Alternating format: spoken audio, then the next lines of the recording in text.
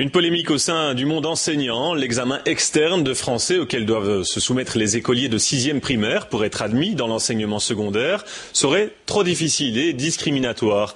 C'est l'avis de certains professeurs relayés par le journal Le Soir. Olivier Pierre, Michel Herings. Le tordoir, c'est un rieux de rien, tordu et plus secret qu'une belette. Voilà. Qu'est-ce qui est difficile là-dedans?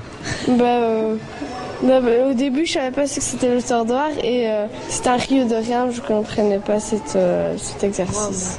Pas facile de comprendre l'environnement de la petite Elle. Cette fillette est le personnage principal du texte de l'épreuve de français de 6e primaire, qui n'était visiblement pas si simple.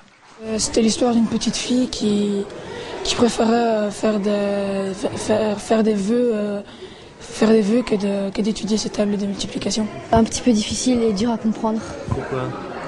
Il y avait certains mots que je ne comprenais pas, mais j'essayais de comprendre parce que j'avais envie de réussir. Même les instituteurs sont sceptiques. Déjà, rien que les 2 premières phrases n'étaient pas faciles à comprendre. Enfin, déjà pour nous, donc moi, je me suis plongée dans un dictionnaire pour voir si le mot rieux existait.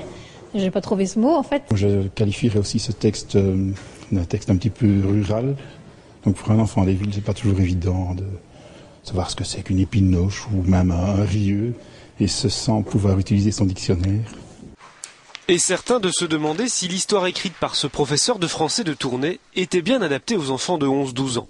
C'est un texte qui fait soi-disant appel à la poésie, mais qui, pas pour moi en tout cas, n'est pas adapté pour les enfants. Il est très compliqué.